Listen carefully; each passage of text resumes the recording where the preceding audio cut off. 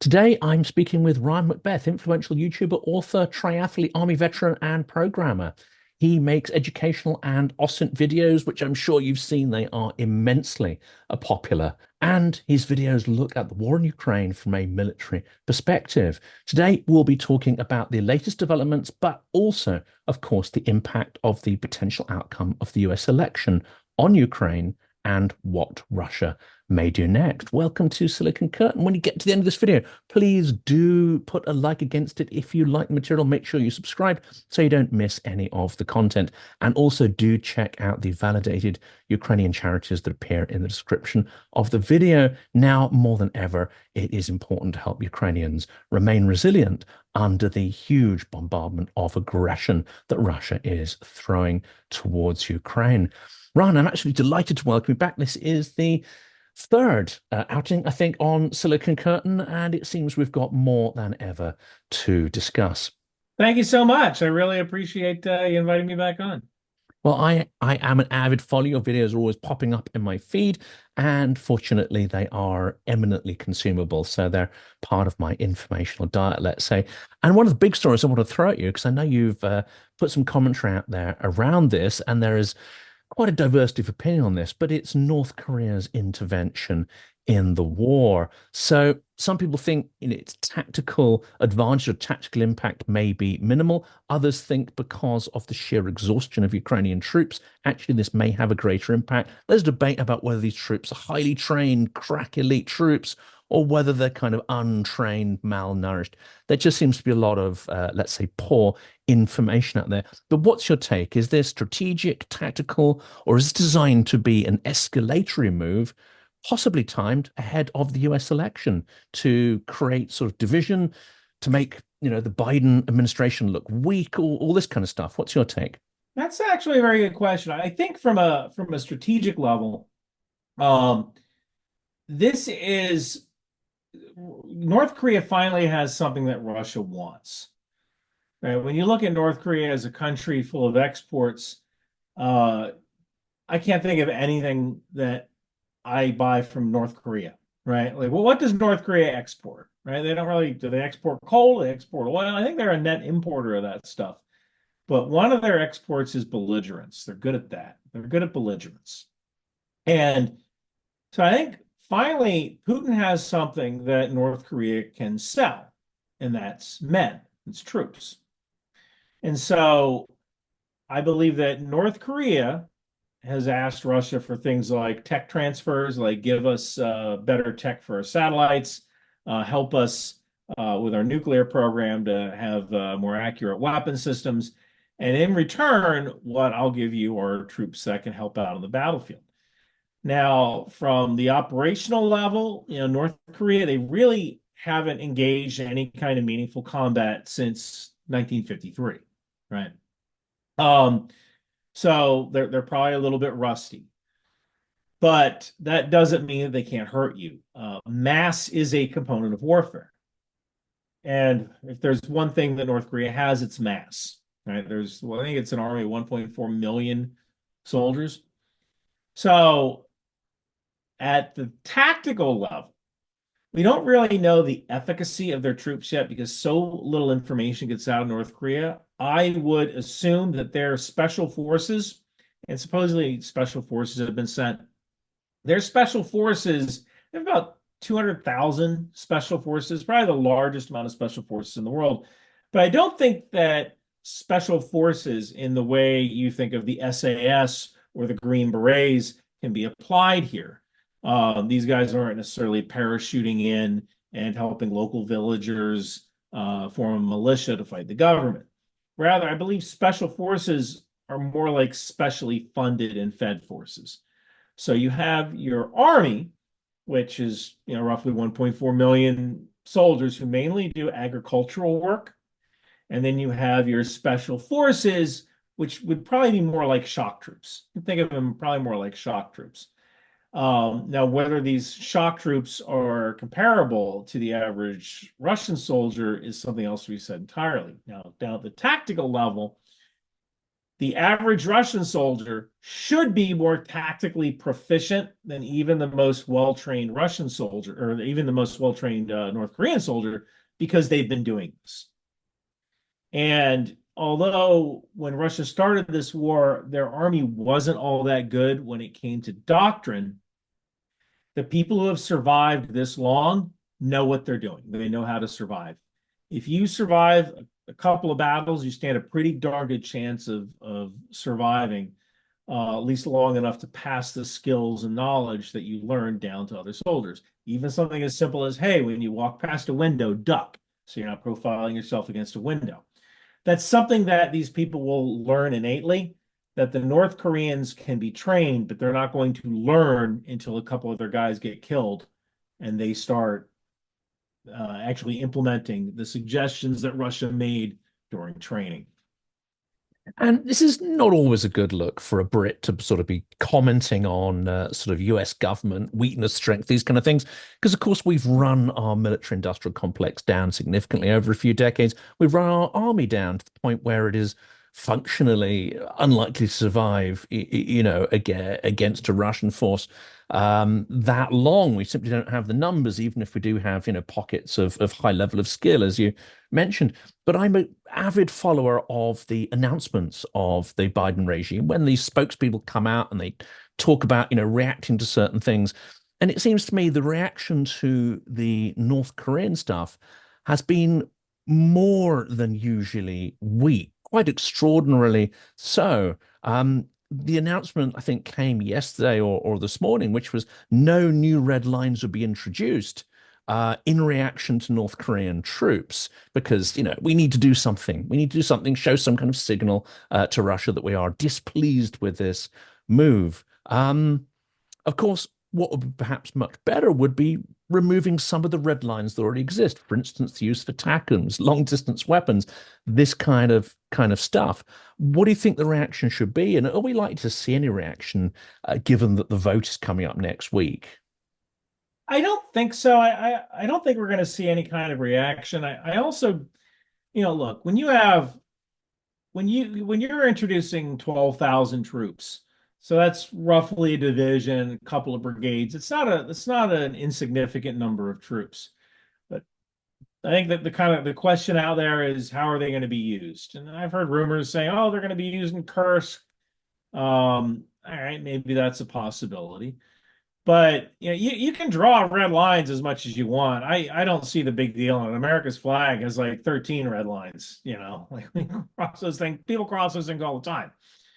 So you can make red what you call red lines, but when you kind of fail to back that up, there is kind of an issue there. That might be the weakness that you're talking about.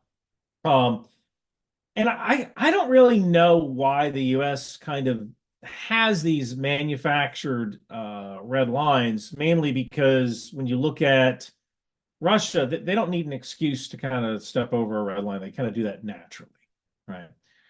So I think, if anything, the invasion of Kursk has proven that it doesn't really matter if you push back against Russia, because ultimately, what are they going to do? Escalate? Well, they've already done that. They do that naturally, right?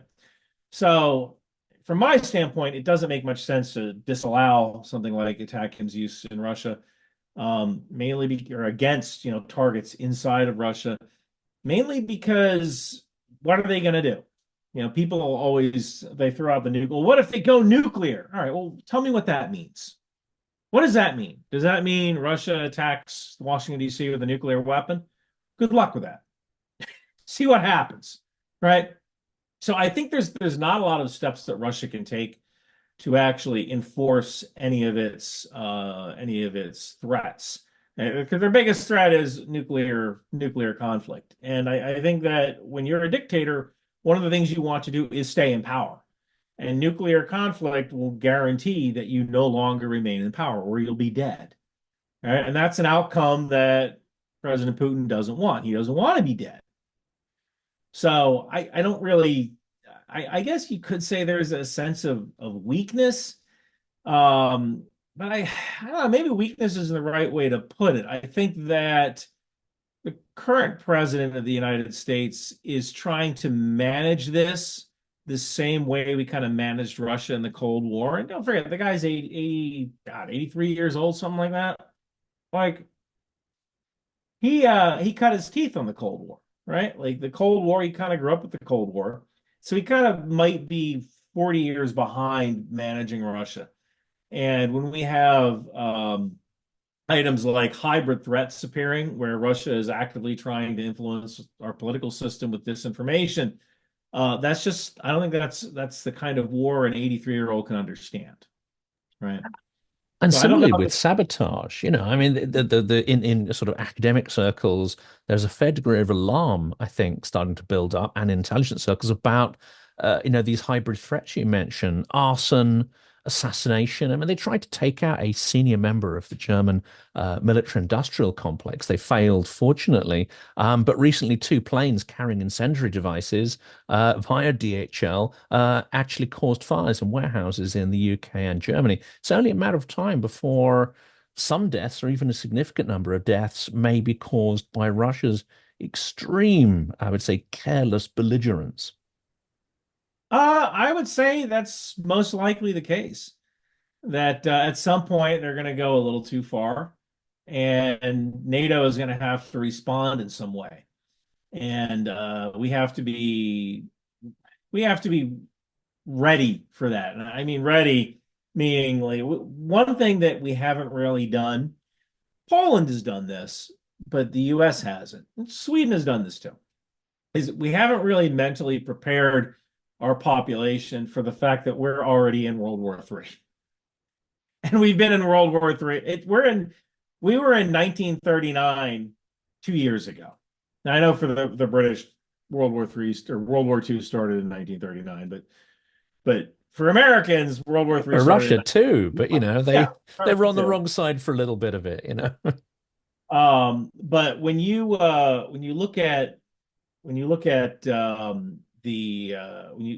history, like I believe World War III started in 2014 when Russia took Crimea, and it started for Europe in 2022, and we're looking at like right now we're in 1941, right? We will probably become involved in this war personally soon.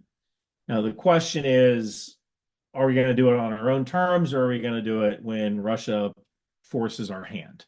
That's kind of the question there. And the Um, current trajectory seems to be the latter, doesn't it? We seem to have ceded the escalation dominance to Russia, and we're constantly surprised by every new step. How could they do that? How could they try to, swing the Georgian election? The next stages will be, I'm sure, Russian equivalent to Berkut, snipers, thugs, an escalation of the so-called Titushki, the Belarusification of Georgia. And at every point, the media is like, oh my God, how's this happened? What a surprise. I mean, well, I think it's happened because when you don't stand up to a bully, the bully just goes further. And Russia is basically a bully that owns a gas station, right? That's what it is. Russia is a mafia-run gas station. And when this whole thing started, when Russia essentially invaded Crimea and we did nothing, we just kind of turned our head. We gave Ukraine blankets and night vision devices, and we said, good luck, right? The world didn't stand up for that invasion of Ukraine. The same like we did when Kuwait was invaded by Saddam Hussein. Now, maybe the difference there is that Ukraine doesn't have a lot of oil, right? What's Ukraine's major export? Grain, sunflower, tech, right? But we're not necessarily importing stuff from Ukraine on a daily basis. But when you take a look at the ultimate plan, and to me, the ultimate plan is, Russia has this giant border that is essentially undefensible. There's really no major rivers in between the West and Russia. So Russia has to take these buffer zones. Once they take Ukraine, then they can take the Baltics, and then they can take Poland, and that takes their giant, I think it's 1,600 kilometer border or something like that, down to 200 or so kilometers if you take a look at the mountains in what was it, southern Poland. So that's the ultimate plan, right? Russia grabs this buffer zone of client states and states that are loyal to Russia.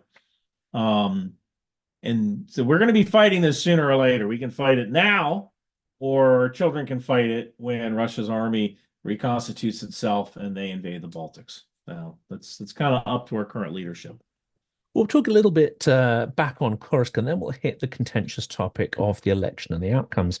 So, uh, this is where I think both US and Europe, this is where perhaps US and Europe have some similarities in that we have all been drip feeding weapons into Ukraine. These weapons, when they do arrive, are not in the required quantities.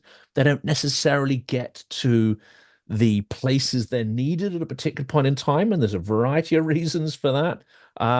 Not just logistical, but some let's say they don't go missing, but certain battalions may have more clout than others, and that's not necessarily where these things are needed. Um, Say it's a form of nepotism, but you know what I mean. It's a form of influence which Yeah. isn't militarily rational.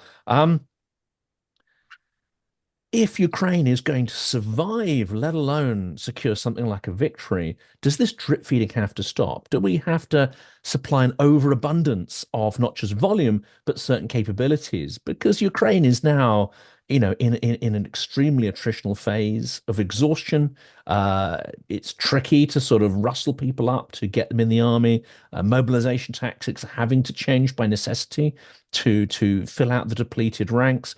Do we risk something actually fairly bad happening if we continue on this trajectory and this kind of logistical mindset? I think absolutely we will. One of the issues is that there aren't necessarily enough weapons to give. There was an article just today in the Wall Street Journal about how the U.S. is low on interceptor munitions for our naval ships because for almost 6 months we were patrolling the Red Sea and the Bab el-Mandab Strait, and we were intercepting Houthi missiles. Well, you can only do that for so long. You only have a finite amount of production for these interceptor missiles. So we always held enough munitions for like a 30-day contingency, something like that.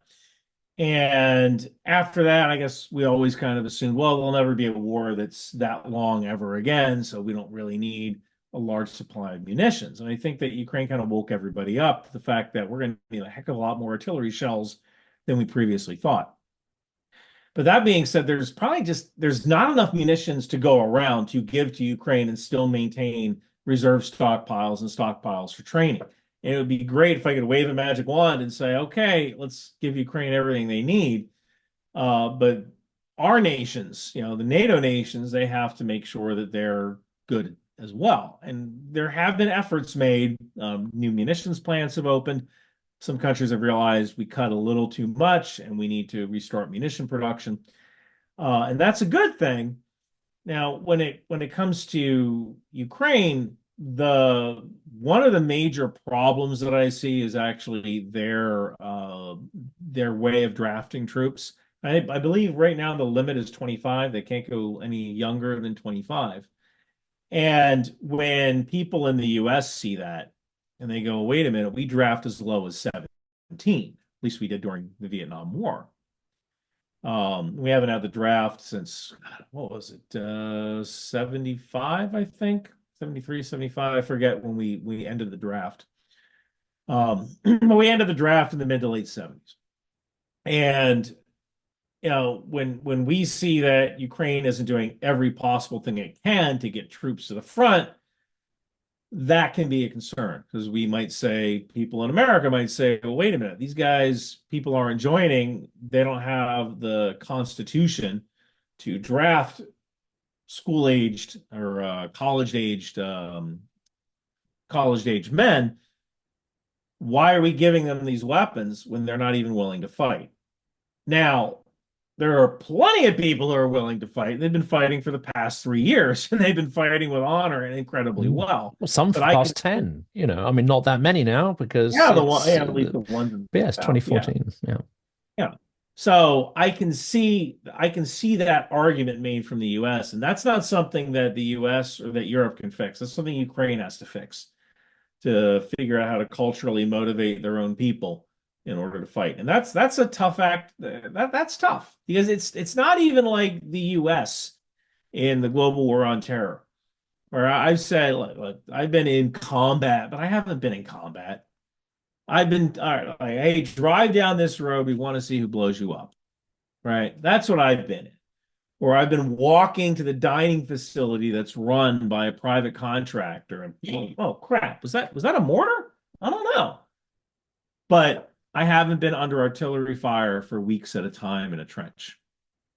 So like like to say to a young Ukrainian, hey, we're gonna put you in a trench, and if you get wounded, you're gonna have to wait a couple of days before we can evacuate you because we don't have helicopter medevac because the Russians will shoot it down. That's a tough sell, right? It's really easy for that kid to go, oh, you know what? I'm gonna help support the war effort by writing software code. That's important too. Don't get me wrong, that's important too. But at some point, you need the bodies to actually pull the triggers. And that's a So real that challenge, isn't it? I mean, I hear from people is it's a tough without, sell. yeah, without going into, too much detail. I mean, it's not even just being able to get people up by helicopter from the front. I mean, there's a challenge getting people out by just 4x4 vehicles. And of course, at the moment, that challenge is huge because of the state of the ground, waterlogged, muddy, this kind of stuff. And then it's going to freeze, and then it's going to be all the same thing all over again in the spring with the so-called Rasputitsa, and the roads turn into a quagmire. So this is a hellish thing people are being asked to live in. And given the rotation policies, there are people who've been on the front for, a year, 2 years, almost with very little break.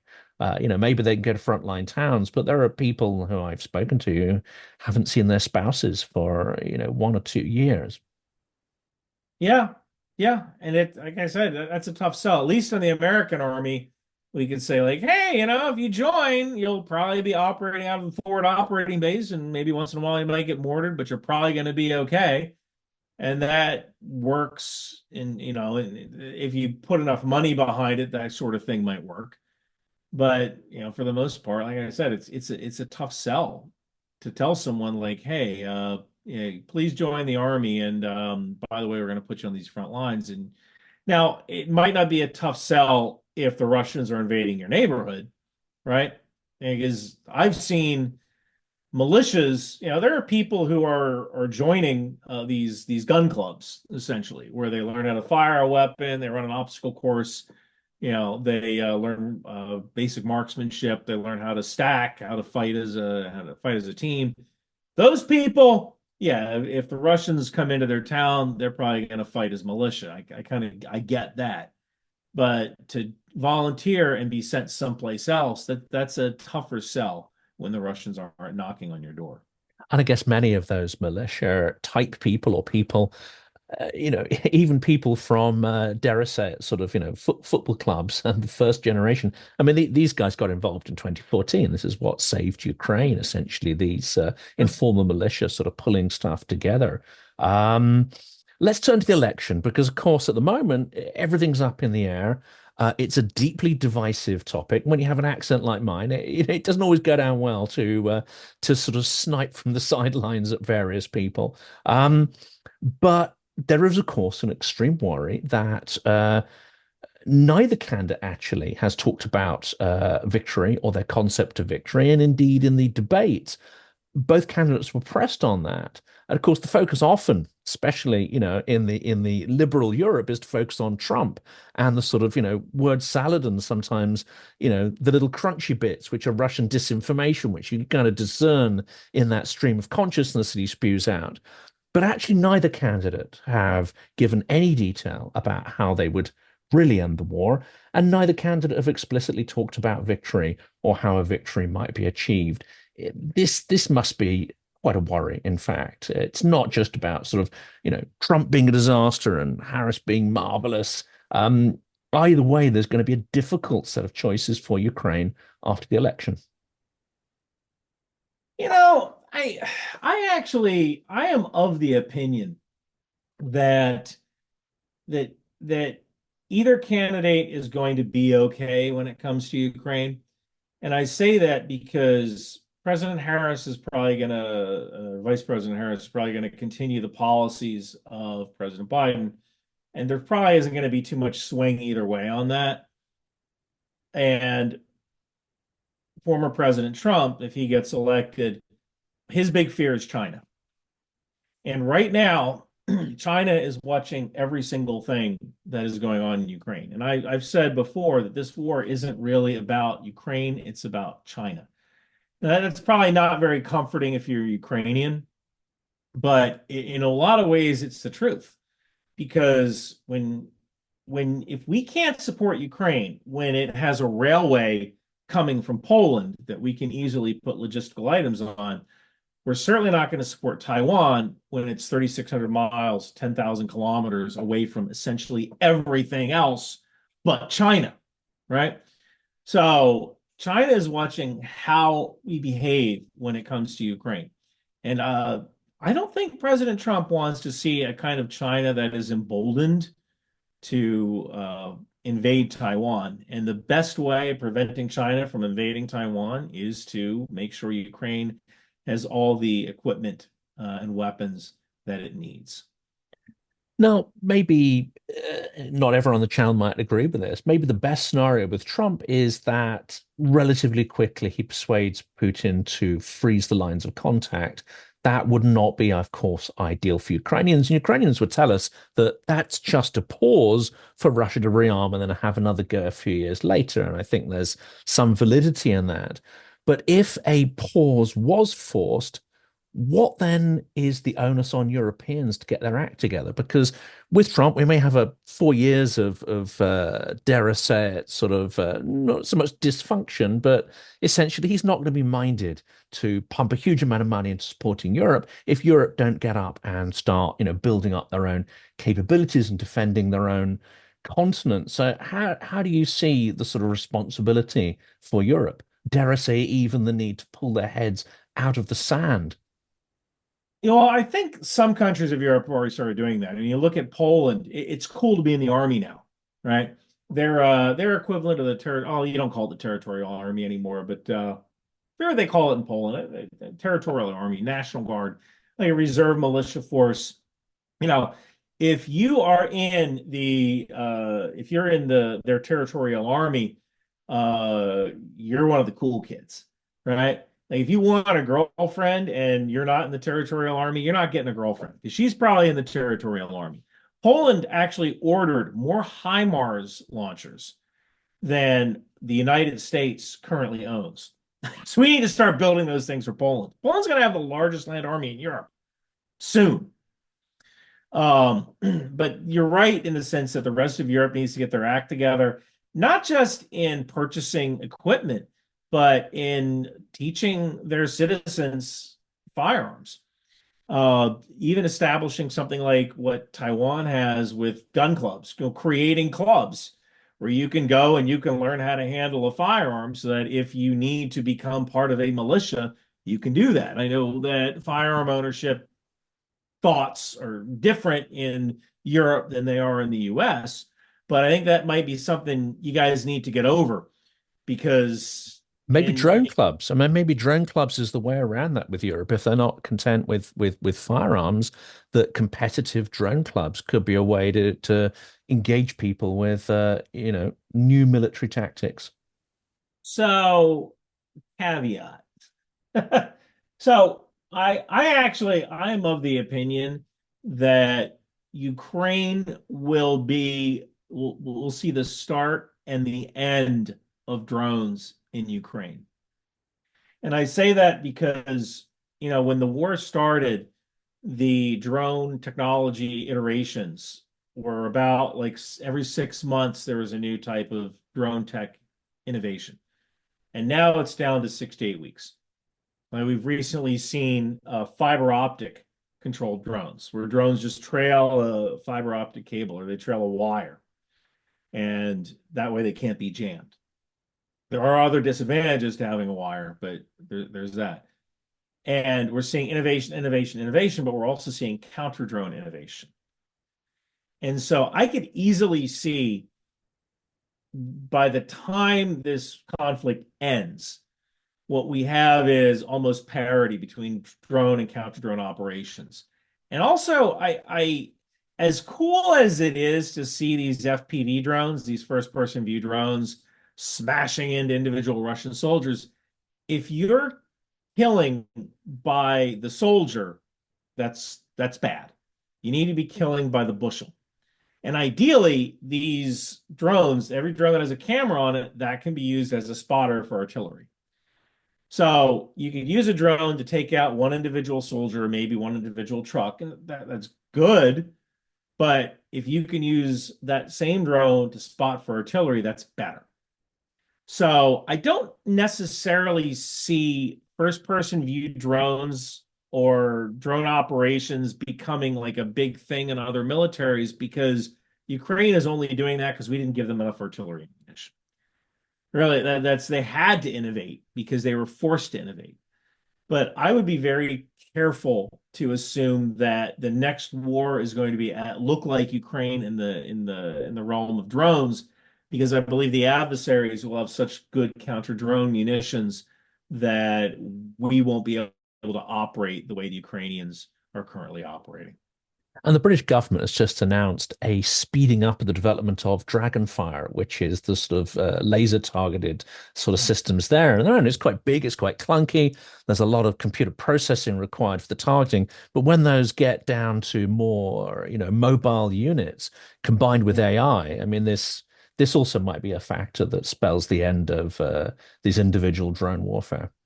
Absolutely, I can absolutely see that. And it's it every look, you have to start somewhere, right? And so the initial version of our M SHORAD, some troops don't like it too much. Oh, it heats up, it does this, it does that. But when you iterate through this stuff, eventually you get to a smaller unit that is cooler, to operate. I mean, like it doesn't put off as much heat to operate. And funneling money into this stuff will eventually, increase the pace of technology development.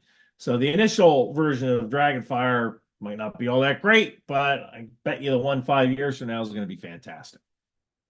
That's it. I mean, I don't know if it'll be in time to see it deployed in the battlefield. Of course, it would be a great PR coup if they were able to. I'm just not sure they're on that kind of trajectory to develop it and test it at speed yet, which is something perhaps about our military development and procurement processes. They're still a wee bit sluggish.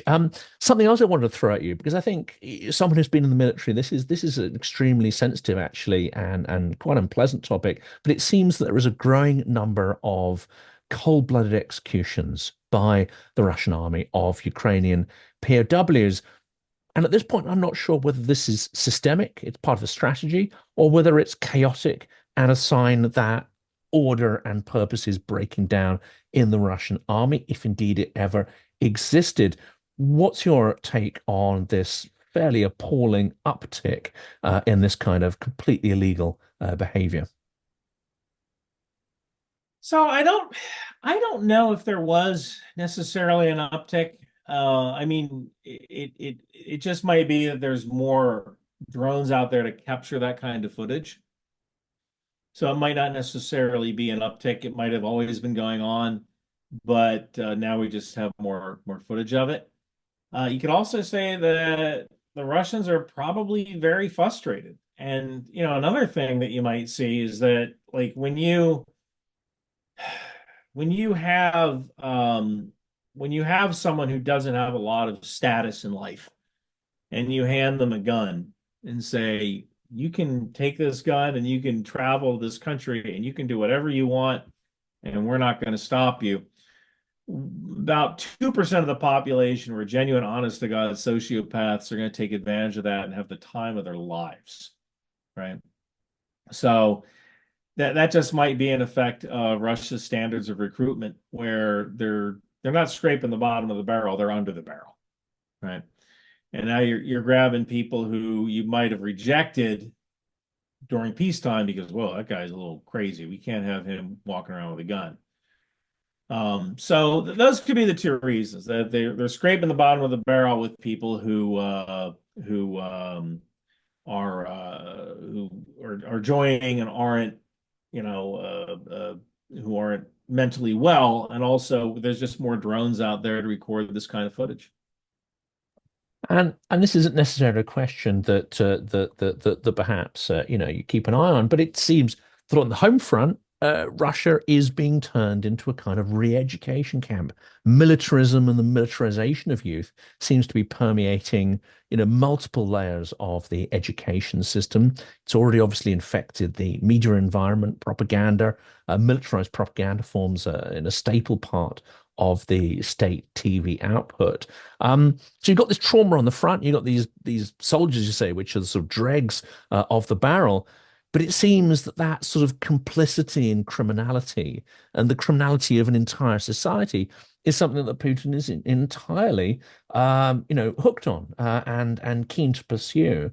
What's the implication of that for, future generations and indeed future Russian wars? Well, that's a tough one. I don't know. And when I want to say that I feel sorry for a lot of these Russian soldiers who don't really necessarily have a choice. And there's going to be people saying, "Oh, you always have a choice," but do you really? Like when you're kind of faced with that choice of, go to prison or go to war, or even if you're faced with the choice of all your friends went and you're a coward because you decided not to go because this is what manly men do, how much of a choice do you really have, right? Especially when you don't know of any other alternatives, if you've been bombarded with this kind of this patriotic environment where, real men go to war, where you grew up on stories of your grandfather fighting the Nazis, right? And that's kind of one of the things that you talk about Nazis. That message of there's Nazis in Ukraine that never really worked in the U.S. because we associate Nazis with the Holocaust. And there was never really a Holocaust, the Nazis entering Russia and rounding up Jews and putting them in camps. That really didn't happen that much in Russia, from what I understand. But to the average Russian, Nazi means person who's invading your homeland. And when you grew up with stories of your grandfather or your great grandfather fighting the Nazis, and well, there's Nazis over here, then that's kind of a motivator, right? I'm going to be like my grandfather. I remember his stories from when he was fighting the Nazis. So hopefully your channel doesn't get demonetized from me saying Nazis so much. Yes, that's it. Who knows what words YouTube likes or doesn't like, but we'll see what happens with that one. And of course, ironically, it was Ukraine. Ukraine was the place where the Holocaust really played out big time. But the scale of that was really not communicated to Russians. It was not passed on in their history. One, because it's Ukraine. Two, because it's very convenient, isn't it? They could blame that on Ukrainian collaborators and use it as a way to cut Ukraine down to size, try to suppress its national identity. So it's extremely complex and kind of messy thing there. Let's turn to those who do have a choice, but who choose to repeat and amplify propaganda messaging. And again, this is going to be a contentious one because clearly there's a lot of people who have a huge admiration for him, for Tesla, SpaceX, and of course, technically, his engineering teams have created some incredible things, which of course he's able to hype through marketing. But Musk, it is transpiring, has been having frequent conversations with Vladimir Putin, quite possibly Trump has too. And we also see that some of these historical myths and narratives that power the Russian reasons for why they started the war and maintain the war We've seen Musk rather parrot some of these and put them into his speech. And if you really parse his speech out, they look kind of weird and clunky. And you think, well, where on earth did he get that from? How much of a security risk is it that someone like Musk, who's close to the Trump campaign, also seems to be a kind of confidant of one of the world's most vicious autocrats, tyrants, and killers? Yeah, that's a pretty interesting question. I don't know if I'm actually qualified to answer that because I do weapons. I'm not too good with the geopolitical or investigatory part of security clearances. I do know that Elon Musk has a security clearance. You need one if you're going to be working with NASA, uh, or especially developing dual use technologies like rocket engines. I think that Musk's affinity for Russia might stem from the fact that I believe the Raptor engine on their on their rockets. I believe that was derived from a Russian engine, so there just might be more natural contacts for many people at SpaceX who are ethnically Russian, who might still have a relative in Russia. Oh, I know my cousin Sergey, he can work on this. I know about this thing. So that might be a possibility there. And also, don't forget that even though the US is supplying weapons to Ukraine in order to fight the Russians, we're still collaborating with Russia when it comes to spaceflight. The ISS is an example. And we still send astronauts, or astronauts have landed in Soyuz. They've landed inside Russia, and we've had NASA people there in Russia, and we've gotten those people out. So we're still collaborating with Russia. So there might actually be, at least in Elon's head, he might excuse this by saying there's a firewall because my brain is here and the rocket science is here, and I'm only talking with the Russians about rocket science stuff, right? Like, hey, they changed the Soyuz. We need the new diagrams so that way we can make sure it can dock with, Starship or something.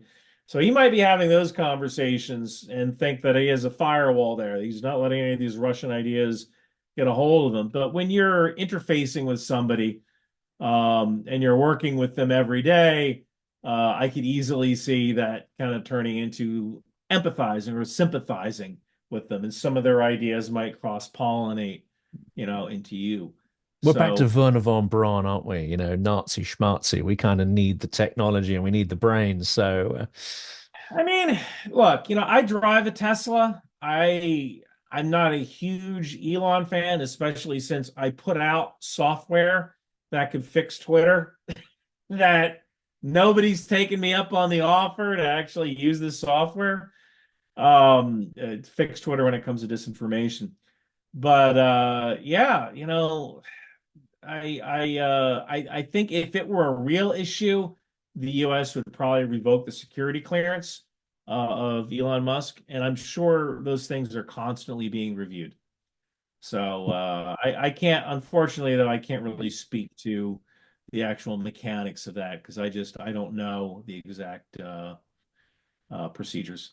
and this stuff is almost certainly on hold again with the election in mind. Anything that could be seen as partisan or interfering in the election process, I'm sure, is kind of on hold until the result is known. Well, let's turn back to weapon systems and let's use the final couple of minutes on weapon systems, which of course is your absolute area of capability there. And of course, many of your videos focus on individual weapon systems, their capabilities, and how they can be deployed to best effect. So whereas I think the US administration is saying things like, attack them's not a silver bullet, it's not going to decide the war. And of course, no system is a silver bullet. But what systems and supplies could make a difference, in saving Ukrainian lives, in holding the line, and just giving them, small advantages where it counts? Because at the moment, Russia is pushing on multiple points to the front, not necessarily making the progress that they would like to. But of course, that attritional pressure is nonetheless being felt by Ukrainians up and down the line. Yeah, artillery, right? Artillery would help a lot. the allowing Ukraine to use long-range weapon systems inside of Russia to destroy logistical sites, that would help a lot. And the F-16.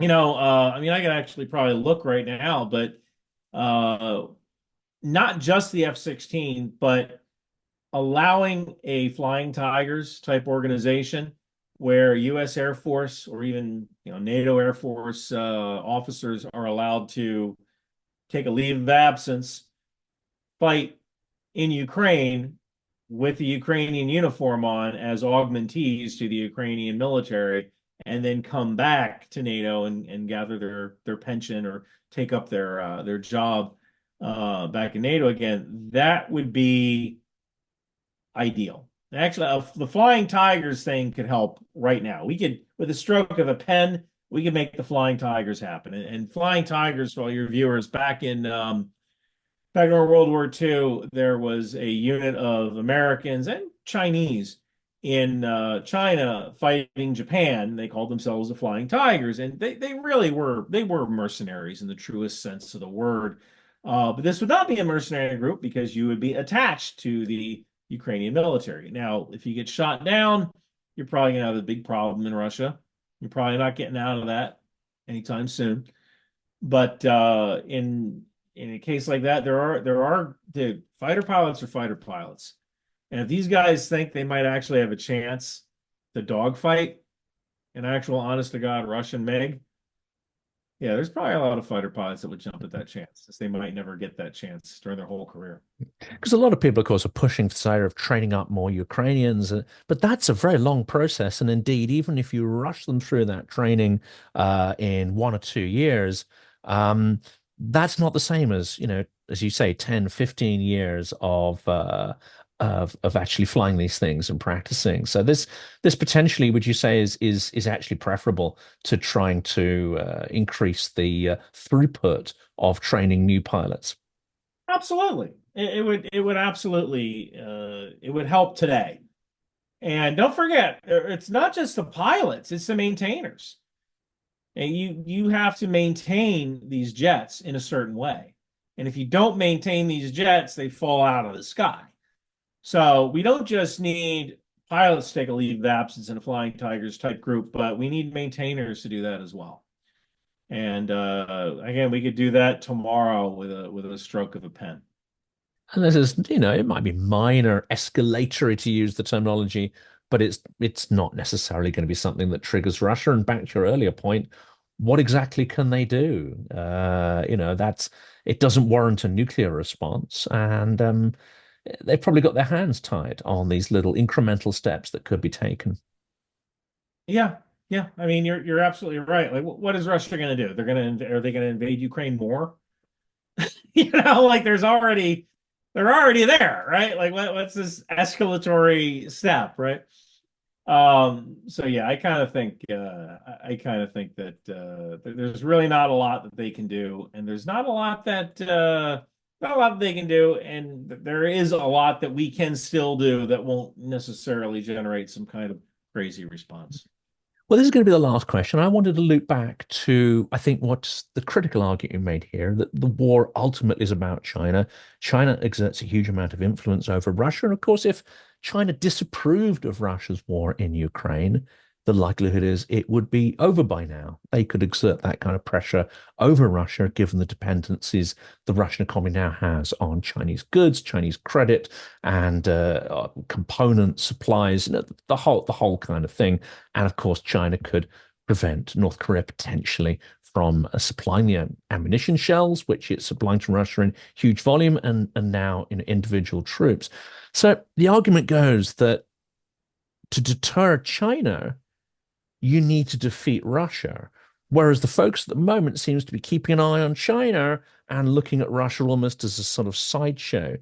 Do you think we should be really focusing on defeating Russia in Ukraine, pushing them out, re-establishing a kind of European defensive order, reinvigorating the concept of deterrence? And in this way, China might think, oh, hang on a second, maybe it's not going to be such a picnic going off Taiwan. Maybe we should look at a less confrontational approach with the West. So it's not an either or, believe it or not. It doesn't actually have to be an either or, because any kind of war in Europe will mainly be a land war and an air war, and any kind of war in the Pacific is going to mainly be a naval war. So we can actually do two things at once here. There'll be an air component to the Pacific as well. But for the most part, we're talking land forces.